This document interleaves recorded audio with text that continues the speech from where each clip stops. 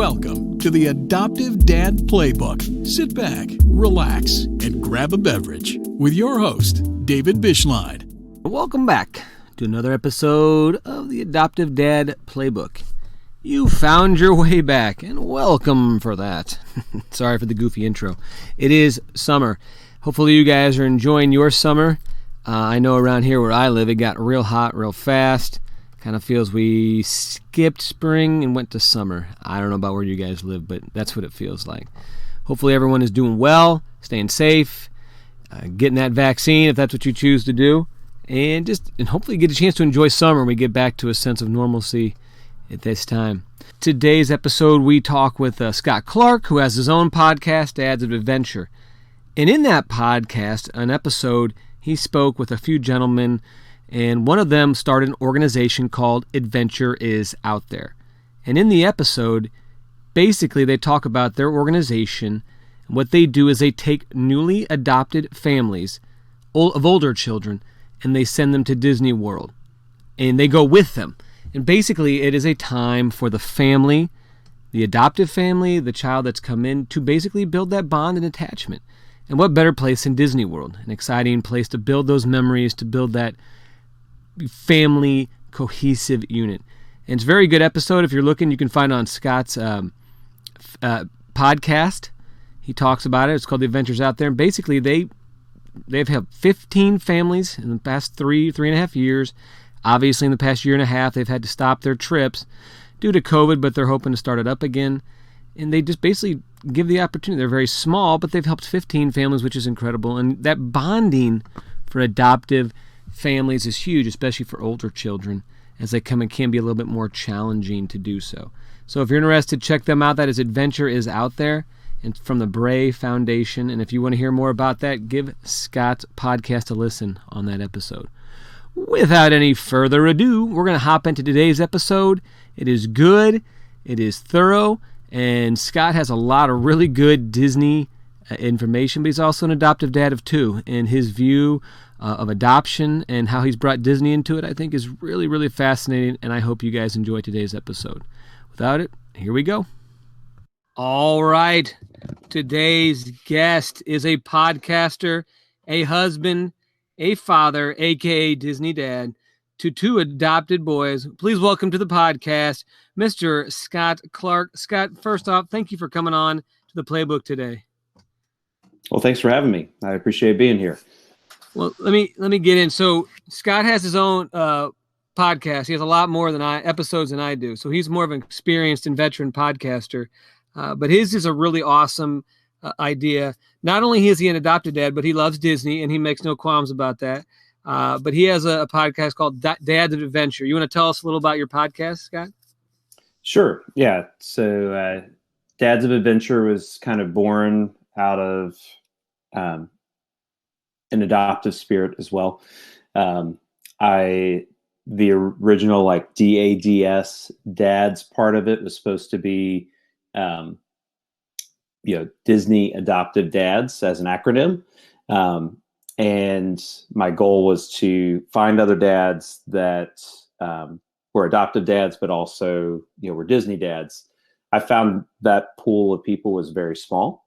So I started looking for positive Disney dads, realizing that, many of the encounters that I've had about adoption and questions about that too have come from just normal conversations. So that's my goal, is to go out there and in the last year I've met other Disney adoptive dads along the way. You can find it, in all the regular, podcast apps there, and and in other places at Dads of Adventure as well. Social media, mainly on Instagram, is the main place I'm there. So that's where I hit you up on Instagram. I'm going to be real. I'm such a noob on Instagram and Twitter, and it's awful. My students make fun of me all the time. Like, how do I do this on Instagram? What's a hashtag? I'm always learning. Yeah. And there's always something to learn. There's always a new feature on every one of them. There's even new platforms that come up, like Clubhouse is one of the new ones out there. I'm trying to do a Disney Dads chat weekly, and there's some way that you're supposed to be able to create a club, but I haven't figured it out yet. So I'm just kind of, going along with it there. But yeah, so so we're all learning when it comes to social media. So. All I know is that Discord is the vein of my existence. My son, he became a Boy Scout in March of 2020, which is the best time to become a Boy Scout. So all his meetings were on Discord, and I could never figure out how to get logged on. Okay, yeah.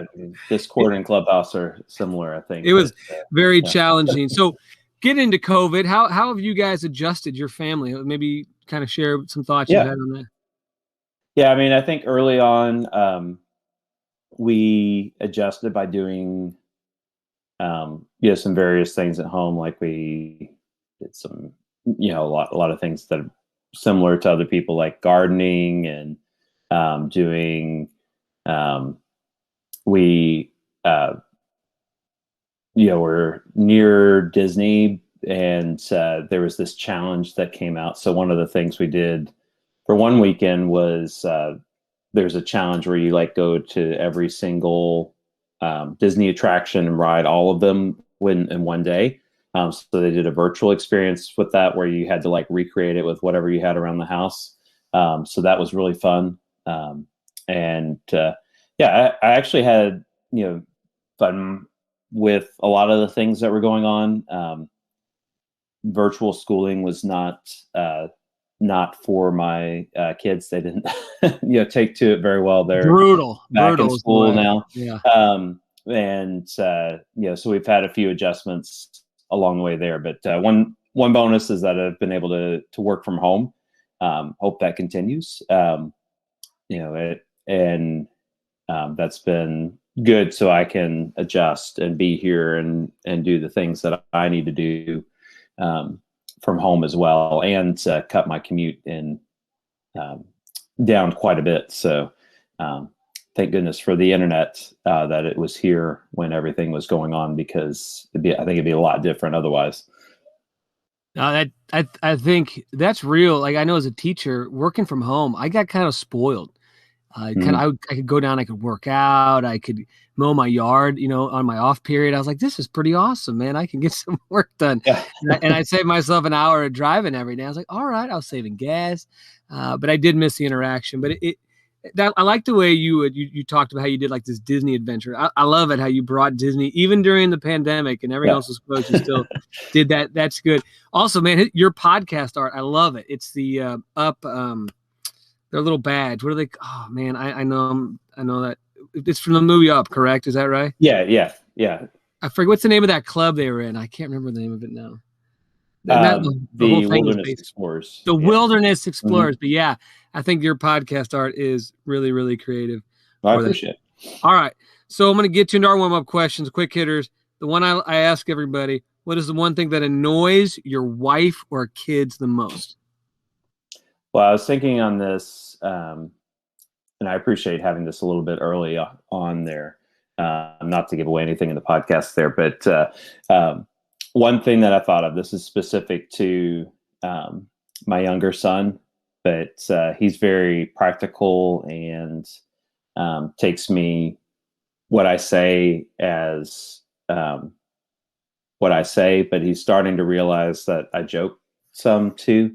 And call me out on it finally. But one thing I do for him is I always ask him, what's his name?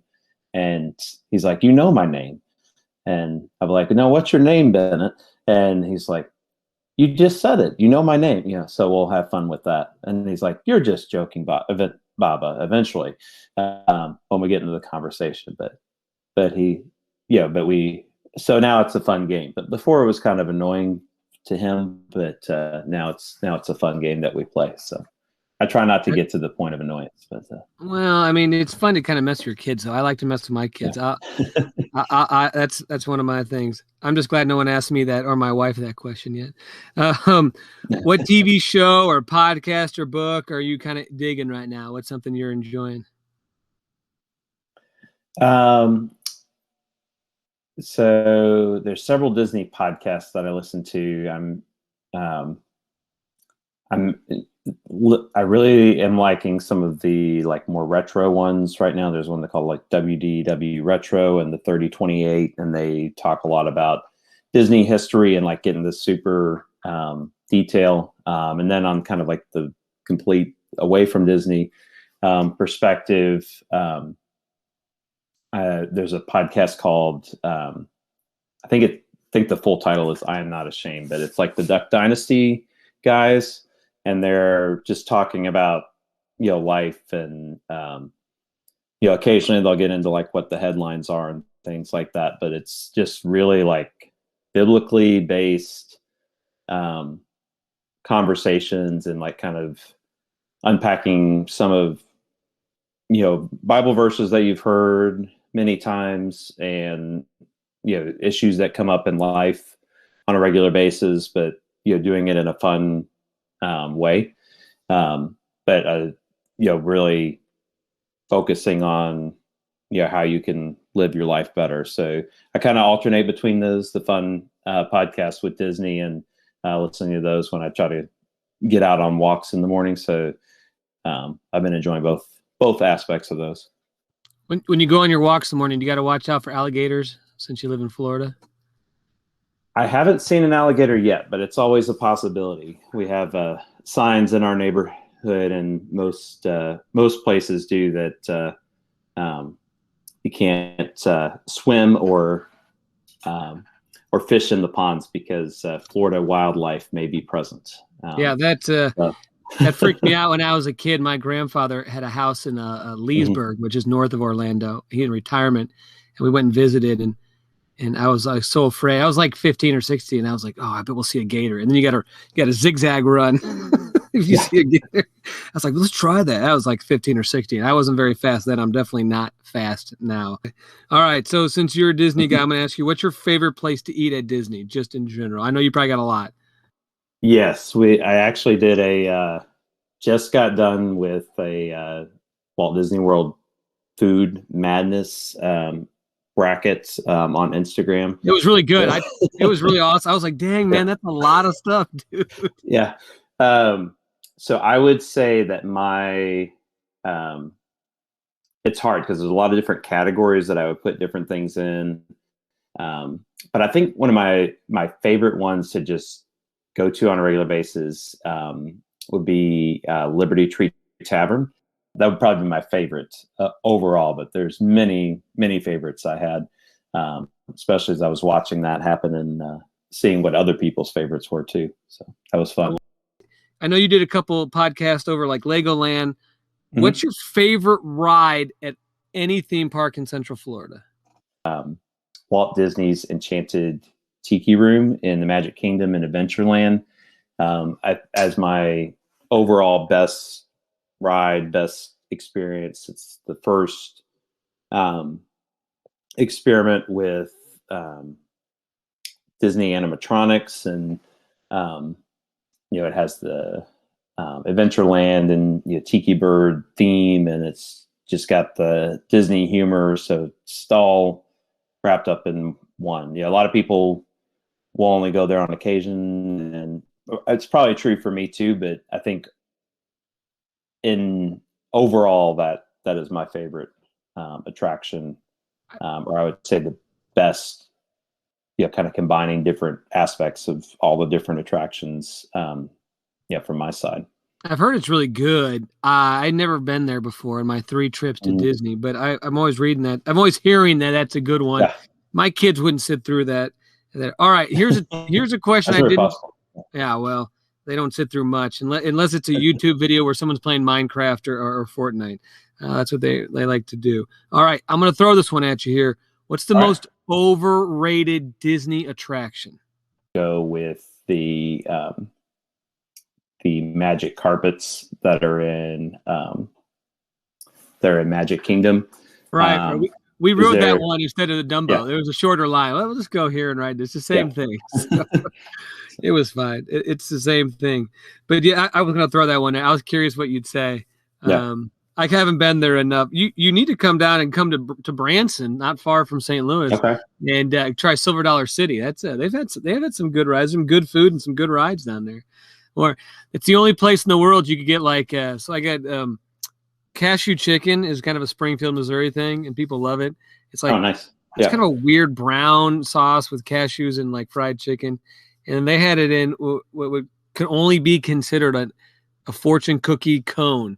And so you kind of ate it out of this cone. It was delicious. My wife thought it wasn't, but that's just the way I roll. It was really good. All right. So you're on here. So you're an adoptive dad. Well, so why don't you just share your journey with us and kind of how that came about? Yeah.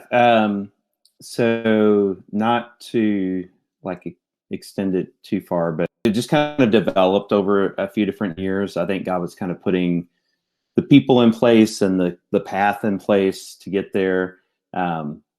We lived in Kentucky initially, and were there for a few years of our married life, and then moved to South Carolina. And we felt like we were supposed to go to South Carolina, and we went there, and we just got started getting connected with people, like from our small group leaders who kind of connected us into the foster care scene.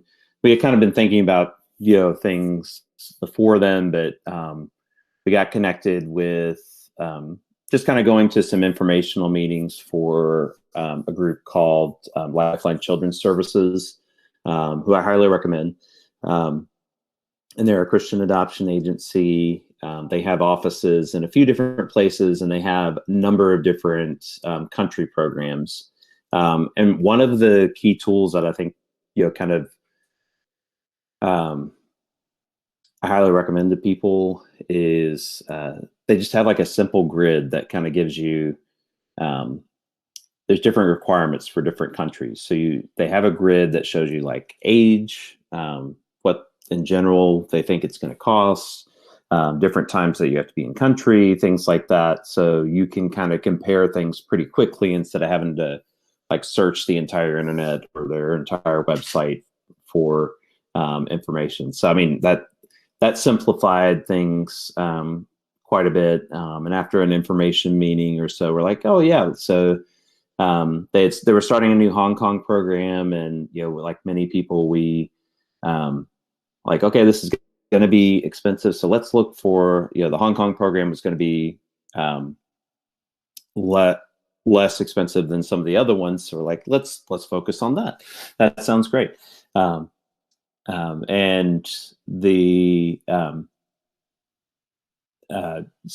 then after talking with the director, we kind of there were some things that we couldn't necessarily do, because the Hong Kong program was geared around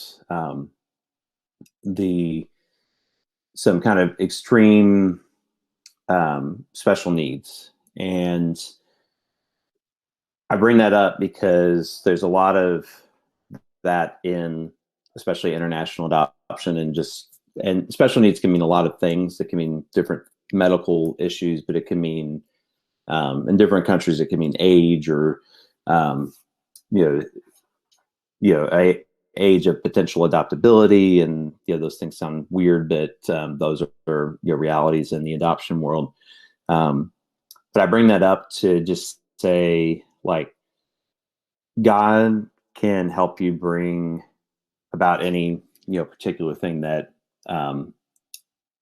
you need to do. You may feel ill-equipped to do something, but God can help in that. But you also have to kind of seek His counsel in the initial part of the process to know kind of what gifts and resources and things like that He may have provided for you, and seek the path that He would want you to take in that. So while there were several special needs that we felt equipped for, even the recommendation was to check out the China program. So we did that, and we're like, well, that one's twice as expensive or whatever. So we really we thought about it for a little bit, but it wasn't too long before we'd be like, yeah, that looks like a good program to continue with. The thing that I'll say again and again is, with adoption, it's really hard to, a lot of the adoption agencies are great about like laying out like, okay, here's the process, but it's going to be really overwhelming to think about how do I get from point A to point B, and then C, D, E, F, G, and more letters of the alphabet than you can ever, think of. So we just had decided to take that first step. So that's really the story there is we took the first step. We started through the process. So we went through 2 adoption processes for China. The first was about a year and a half of getting ready for the process, and then traveling to the country. You have to be there about 2 to 3 weeks, depending on the need there, just for the matter of getting there, doing all the things that you need to do in China, and then you have to go to Guangzhou, China to finalize your adoption, and then you can leave or do something there. We chose to take a couple extra days there.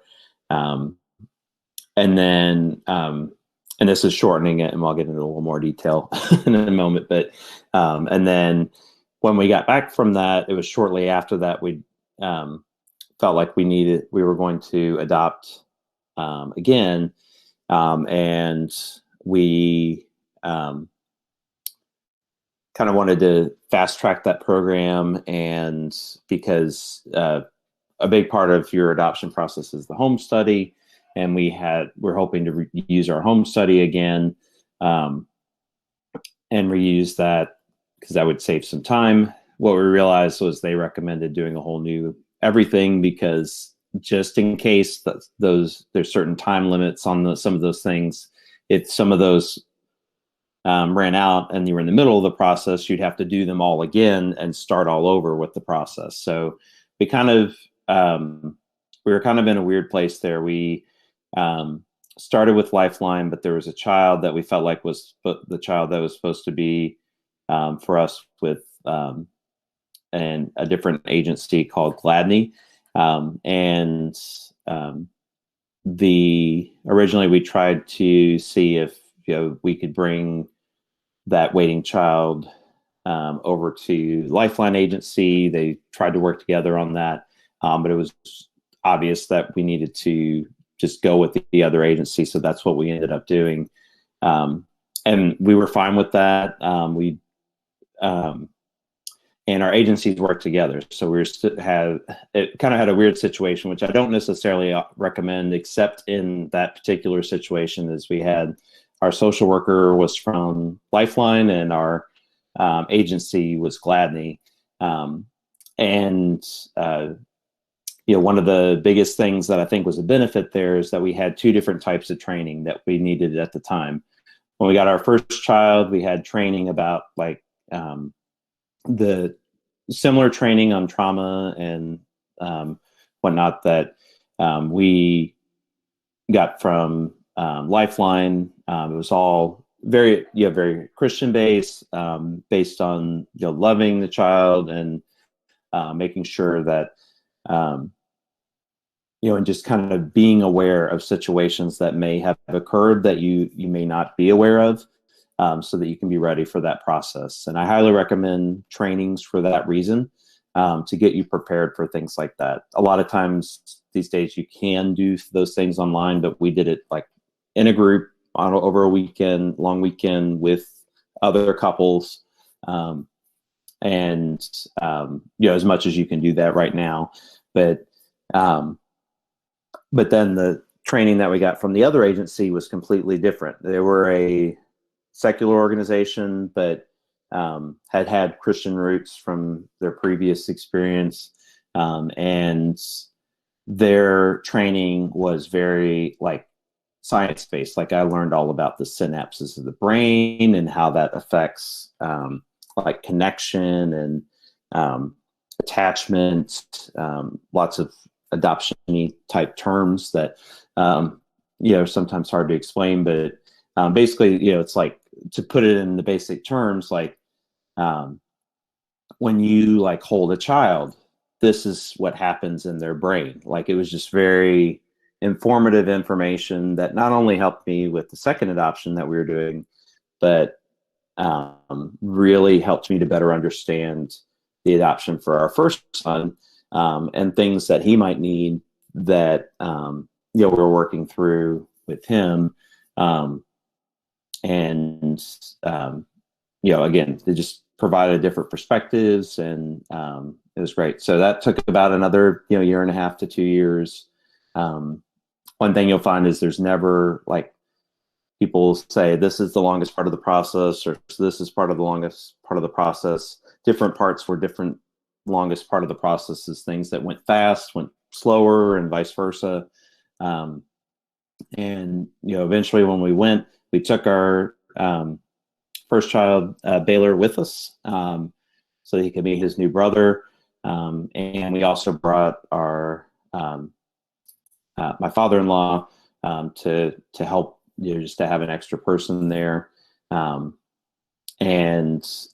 thing, definitely recommend that we did during both trips, it helps with the relationship building, to do something there before that relationship changes.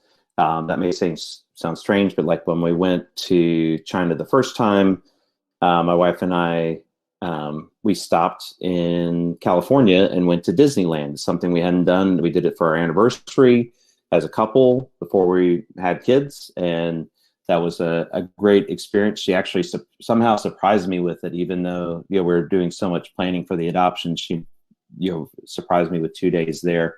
That's pretty impressive that she surprised. Yeah, it was. I have no idea how she did it, but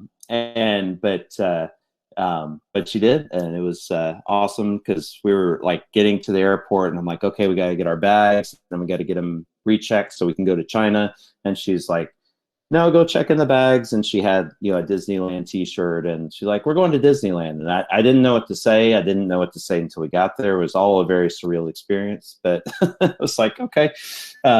And it was awesome. Kudos to her. That's impressive, man. You got to give her, you got to give her a lot of props for her to be able to sneak in like that. That's impressive.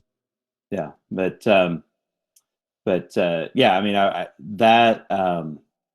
and when we got there, we toured China so that we could get a better sense of like the culture. We came into Shanghai. That was, before we went to our destination city. We booked some tours with some local folks that were recommended, and went and saw a lot of the culture that was there, and also Shanghai Disney for 3 hours. So I'll throw that in there. Only 3 hours? I'm a little disappointed. That was always the only time we had. We were going to do it, and we're like, should we do it? And like, yeah, we got to. It was like a grand opening year or something. So did you climb the Great Wall? That's what I wanted. Did you walk along? No, we had not been to the Great Wall. The second time though, we went to a place called I'm going to get it wrong, Zhangjiajie. And it was, I'm not like a huge Avatar fan, but it was where they filmed Avatar. So like the backgrounds that are in Avatar are these like crazy mountains that are there. That's where we went.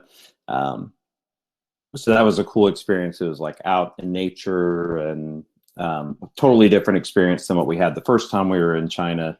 But it was like a bonding experience that we had with our son and with my father-in-law and my wife as that unit before we added to the family unit. So and both times we left, we also had a bonding experience coming out of China. We went to Hong Kong Disney on both trips with my son, so those were like their first Disney experiences.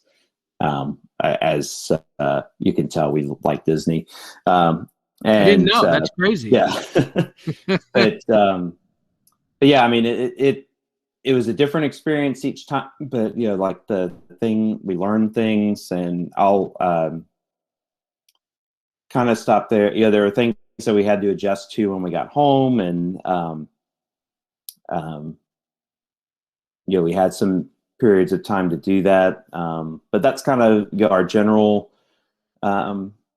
story there, but I'll leave some room here to for some questions too, so we can get a little bit deeper No, I mean, into I like those items. So I like the way you went back, and for a lot of people, it's for me, I always felt the calling to adopt, and so I like the way God kind of pricked your heart a little bit, and it was like a little bit here and a little bit there, and to do that, I think that's a great testimony to just that, not for everybody, especially for dads, and this is something I've noticed. There's a lot of information for moms out there, but dads, I think sometimes they kind of like they're kicking and screaming, they're kind of carried by their wives just doing this. But the way you kind of like let it work, I think sometimes it doesn't have to be this magical moment. No offense, but I think sometimes we want that Disney moment in our lives that, this is, it's going to be this magical moment. And we expect, like someone to come and tell us that we're going to adopt. But the way you said you let it kind of ferment and grow in you, I think that's good. And I think dads need to hear that. It may not be this immediate yes. So just let it kind of ferment and grow in that mindset. I think that's big. So kind of leading to that, as you began to get into adoption, what was one of the biggest fears that you had? I strangely enough, I don't think there were fears. I think there was like initially like fears of like, okay, once we commit to this, we are committed to this path. But that kind of went away fairly quickly once we went to the path. I'd say probably the thing that we thought about the most, at least on the initial side of things, was like, okay, how are we going to raise this money? I had been in the fundraising world. I worked for a nonprofit, so I was very familiar with fundraising. But I also knew the challenges of fundraising and trying to explain something, like until you get to a certain point in your adoption, you can't, one of the benefits of fundraising is, that you can tell people that they're tax deductible donations. Well, until you get to a certain point, they're not, and then you can kind of work from there. And there's ways to manage that. But, that was a question we kept asking people pretty constantly, and didn't feel like we got like an acceptable answer from what we saw. Right. It's like we trusted that God was leading us on this path, but we definitely were like, okay, what do we need to do to help get to that point? And people's answers were always like, well, God, they would give like the story of like, well, this other couple was adopting, and then they ended up going on a different path, and they gave us all of their adoption money, and that paid for our adoption. We're like, okay, that's great. Did you do a car wash or did bake sale? That's a lot of cookies. It's a lot of cookies to make if you're going to raise that kind of money. Yeah. And was it even more? We were like, yeah, go ahead. Was it even more challenging to do it so closely together? Was that that had to have been super challenging to try to raise?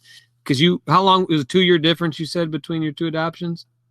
Yeah. So, the first part of it was a challenge. But we kind of saw along the way what people meant when they were saying that God provided at the right time. He provided, and people won't believe this until they start seeing it themselves too. So I don't blame them, because he provided like random things at different times, like and I think we were more accepting of that the second time, and being able to recognize some of those things. I'm trying to think back to an example of the first one, and I can't quite at the moment, but just like people stepping up at the last bit to help, and like realizing that, and then people that we didn't know that just kind of made fairly big donations, that some people I had very loose connections with, or zero connections with. So God has those people in line. And then like the second time, one of the things we did was like we sold our house kind of in the middle of the first adoption process. And and God, kind of blessed us with kind of a restart on some of our finances and things like that there. But then we used a lot of that to pay off some things, and then we kind of started fresh on the second round. But there were like random things like we forgot somewhere in the process, it was forgotten, whether it was us, I think it was us, to tell our home insurance company that we had switched houses. Doesn't sound like something that would be missed, but it was definitely a God-given thing, because we got like over $1,000 back at a time when we really needed it, that we may have spent otherwise. So and I tell people this as kind of like God's joke of like how He can bring things from anywhere and do anything. We got like a $15 check from my wife's old car insurance company that had to come through like, I don't know, like at least eight changes of addresses to get to us. So while it wasn't the biggest contributing factor, it was just like another thing is like, see what I can do. I can bring, I can bring these big or small or whatever, whatever is needed. I will, $15 pays for that postage to pay to mail to your agency that massive amount of stuff you got to mail off at some point. So when you get it, so you're in your adoption, you bring your son and your second. So what were some challenges that you faced with attachment? Did you have any challenges, I guess, and how did you overcome those? Or what was something you could advise? Because I know my wife and I, that for me personally is something that weighs heavy on my mind. We bring our daughter home, like we're in process of that, making, and they say 12 weeks. I mean, no one knows, no one can tell you for your child and you, but like, how did you make that attachment? How did you make that bond? Yeah. So it's kind of different for each time, but similar at the same time. So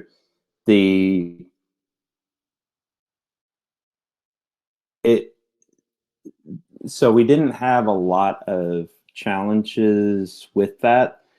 One thing I would recommend, especially, and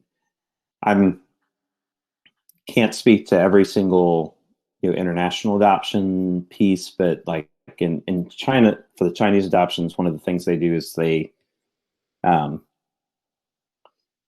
you basically are like in like a government room, and they bring the child. You like have a couple other couples maybe there with you. You might be there alone, and they bring your children to you, and then you take them with you, and then you have like a day where it's like, we're going to make sure that everything's okay with you, and then you just take them when you leave.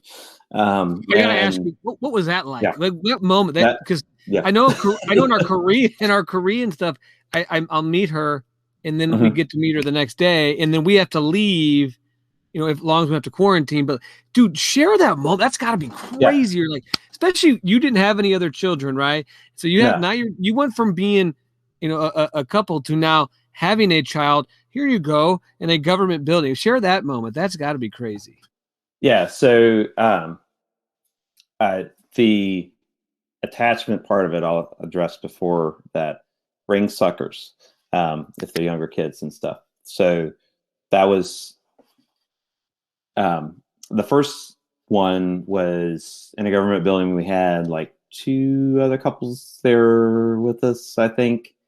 And it was literally like, we were supposed to get there, we were supposed to get settled, and then they were supposed to come. But like, we got in the door, and then like I looked out the door, and I'm like, I think they're coming around the corner. Like, let's get I'm like, so it was like a rush to get like the cameras ready to capture that moment and everything. And I'm getting like goosebumps right now thinking about that moment. But it's just surreal. It's like, here's your child, and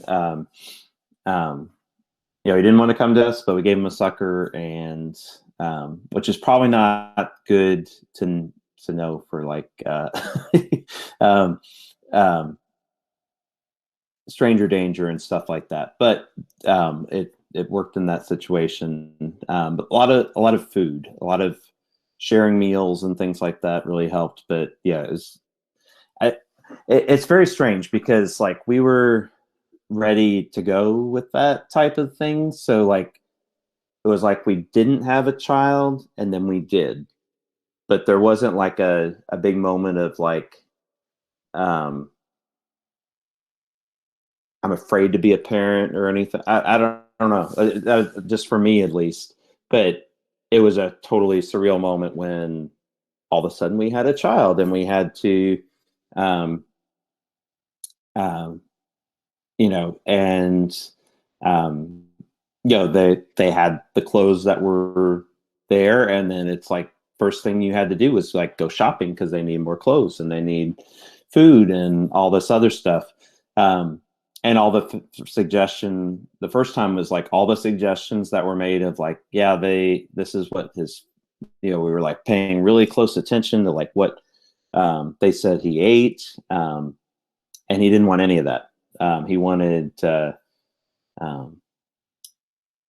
suckers, and there was these like bun things that later he just never wanted them ever again. There was some point where he just like refused them and like never liked them again. But we got a ton of those at the Walmart in China. There is Walmart in China, so everywhere. Comfort in that. Some of them are different than others, but and have lots of really interesting things. But yeah, I mean, that was one of the main things that we experienced was just like we all of a sudden had to provide for them. And I think like as much as you can prepare, you got to kind of adjust to the moment. It's like I said, we went and bought like congee, cereal, which was like, what they ate all the time, but he didn't want that. So luckily we were eating they set you up for there. They set us up with at a hotel where they had like, a buffet type like breakfast and things like that. So he could try all these different things. I don't know what we would have done. We would have like made so many different grocery runs if that wasn't the case. But like we spent a lot of time like just walking to like, trying to find like the Baby Gap in China or some equivalent, any store that had like the appropriate clothing and things like that, to give him a few different outfits to go on before we could, order from Amazon after that, which I don't think that was like a thing when we were there during that time. So, but I think those were the biggest things, just like whatever was kind of prepared for was completely different, and we just had to roll with what we did, and that seemed to work out most of the time. There were times when we didn't, like our son couldn't. One thing we learned for the second time we went was get baby sign language in place as quickly as possible, because we kind of went on like he had one word that was just like, or a noise that he would use, and somehow eventually we figured out like different versions of that noise, what that meant, until he had more language skills. And you just kind of, even like the Chinese language versus our language, like even though we didn't know much of it, it worked out interacting with people at the hotel and whatnot. So I think that was one thing. And then it was just, I think I'm going off on a little bit of a tangent here, but one recommendation I would definitely make is, whether it's the one we had used a program called Signing Time. And we didn't do it till we got home, for our one son, he just like learned it like instantaneously. We had to watch it with him to make sure that we were learning it fast enough. And then he could do like baby sign language for like, hungry, thirsty, and all sorts of other things that we wouldn't have been able to communicate otherwise until the language side caught up, which was pretty quickly. But we brought that with us the second time we came, and he, like, our second son, he just like learned it the first day we were in the hotel, started doing signs, and so we could communicate with him. It's like amazing, a miraculous type situation that, but yeah, definitely recommend that. So yeah, that is iPad something, or whatever.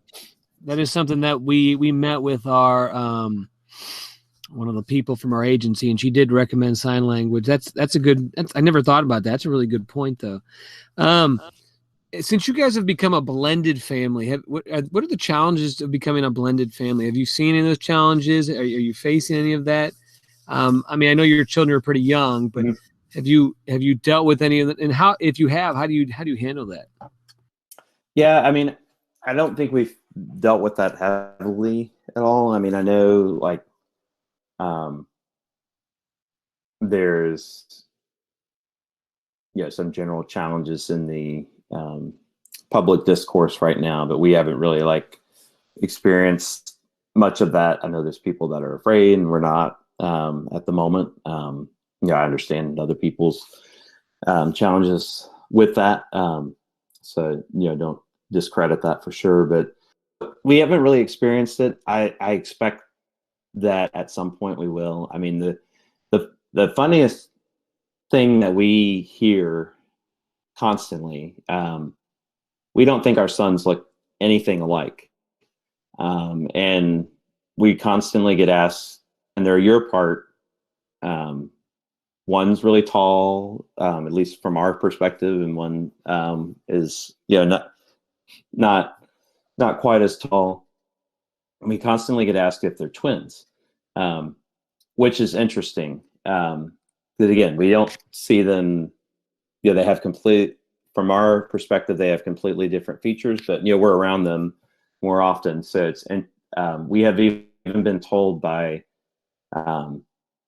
this was at Disney, we ran into like identical twins that were like, oh, we're identical twins too. It looked like they were identical twins. And we're like, no, they do not look identical at all. So that's the main thing we've experienced. And there's very like random comments and things like that, but nothing that I'm sure was, like, offended us or anything. Yeah. It's just kind of funny in a way sometimes. I'm sure at some point we'll experience something like that. We just haven't yet. I'd say like the challenges that we face, there's been some interesting resources that have helped with that. The hardest thing we've had is, for our first son, is trying to find somebody who knows how to cut Asian hair. This is different. It kind of lays differently, and no one seems to know how to. We found a few places that have done it consistently, but then we would like move, and then we didn't have that resource anymore. So, so little things like that are interesting. Not like big challenges, but just finding resources like that are have kind of been some interesting pieces of it, and we might encounter other things in the future, but that's just to throw out one thing that has been interesting for now. So I never thought about the hair component. That's interesting. I guess I just was ignorant to that. Maybe I never heard that before, but that's really interesting to have that. And earwax. Asian earwax is different. And I might be overstating that, but like that, I'll say their earwax is different. So that's interesting. I didn't. I'm learning more every day. Detail, but, so all right. So we wrap up the show, what I call fifth down questions. So here we go. Your first one. What is your favorite thing to do with your children? And you can't say Disney. I would say just in general, going on an adventure, making up an adventure. Um, Now I have had those where I've gone to Disney and I enjoy those, but um, like we, um, I can try to turn most things into an adventure. But yeah, just taking them out and letting them experience something, sometimes just on a whim. And it might be something as simple as like I got some like a remote control card that I had as a kid out, and they got to play with it for a little bit. So it doesn't have to be anything big, but you can always, you know, I think that's important to remember is like, it doesn't have to be big. It doesn't have to be Disney necessarily for me um, to create like a little bit of adventure, especially with, having little boys. They just love that. And those are things that they remember and ask about. And sometimes I can't recreate what we did. So they'll have to have that as a one-time thing, but we'll always try to come up with new adventures to go on when we have the time and opportunity to do so.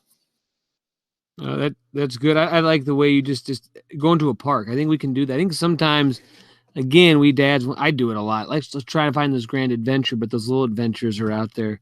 That is a really cool way you put that. All right. So you have I ask all my dads this. You have a billboard. Mm-hmm. What would you put on there about adoption or foster? What would you tell other dads? You have a billboard. What would you put on there? So for the process side of things, I would say it might be a long billboard, but find a close friend. And by close, I mean willing to help, willing to drop everything and help you at a moment's notice. And also like close in proximity, and pay for them to become a notary. So there's my long billboard. And the reason for that is that you will forget that some page or something needs to be notarized at the very last minute, like, maybe the night before, less than 12 hours before you're supposed to head to China. Not that that didn't happen to you, right? Not that didn't happen to us, and that we were calling a bail bond office that was down the street and every other place we could think of. And we got the bail bond office finally on the phone, and then we found out, a neighbor down the street was available, and we ended up choosing the neighbor. That's all.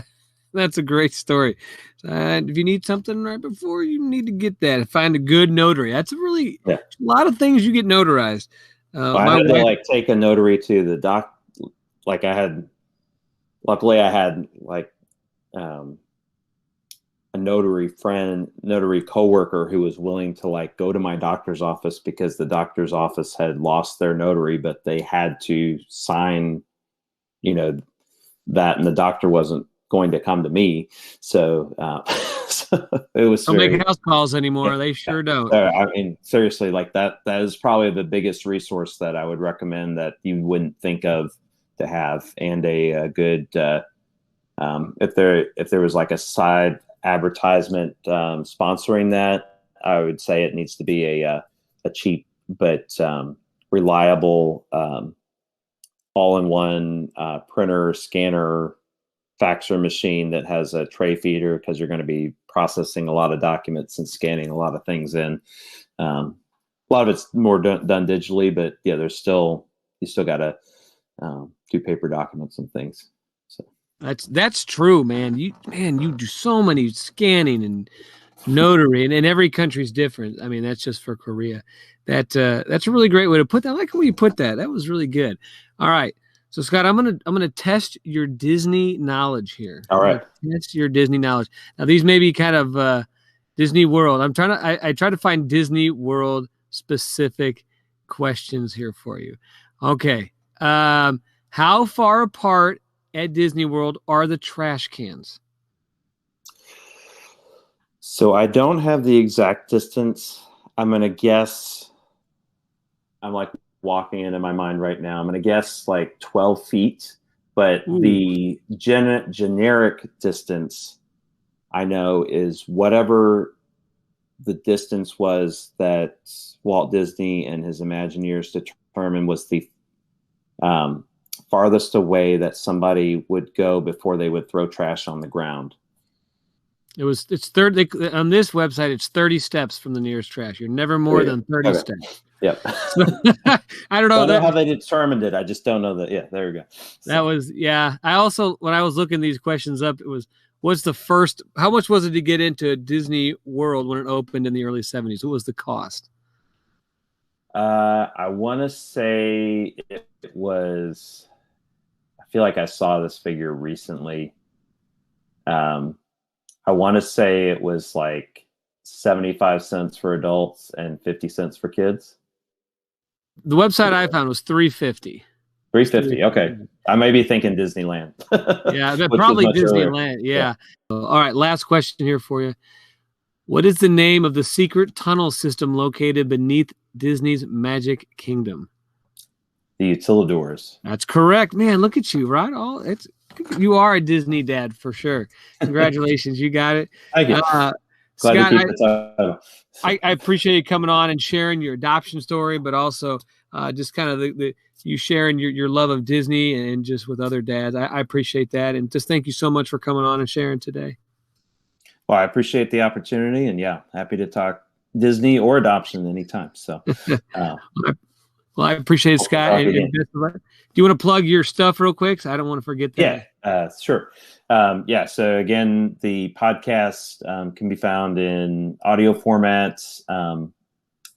It's the Dads of Adventure podcast. So most podcast formats. And then you can see it in video format in some of our other life adventure videos, including the adoption videos that I will eventually get done. Even though it's been several years since our adoptions, I'm still planning to work on them at Dreams Magic Adventure YouTube channel. And then most of my most social media platforms, you can find me at Dads of Adventure, including Clubhouse, where I'm doing a weekly, at the time of this recording, Disney Dads Chat there in Clubhouse, or you can find more on dadsofadventure.com. Again, I appreciate it, Scott. Thank you so much. And when are you going to Disney next? That's the last question I'll ask you. This weekend, probably, if I can find a pass to get in. But I have a pass for Earth Day, because that is the only day you can see Jiminy Cricket at Animal Kingdom on the celebration of their grand opening. There you go. There's your Disney facts for the day. Disney facts. Scott, again, thank you for coming on. I really appreciate it. Keep up the good work. Thank you. You as well. I hope you guys enjoyed Scott and all his good Disney information. Did a really good job. Once again, if you want to check him out, his podcast is Dads of Adventure. He also holds, or semi-holds, weekly Disney dad discussions. I have yet to join one. Probably need to check it out sometime. Again, guys, if you like what you hear, please spread the word. Give a 5-star review, a rating. Follow us on Instagram, Twitter. I don't have a Snapchat. Facebook. Love to hear from you guys. Shoot me an email at adoptivedadplaybook@gmail.com. If I can pray for you, if you have a show idea, heck, if you want to be a guest and you want to talk about your journey that can help other dads, please do so. Hope you guys have a great week, and until next time, be good. Thanks for listening to the Adoptive Dad Playbook. Be sure to follow us on social media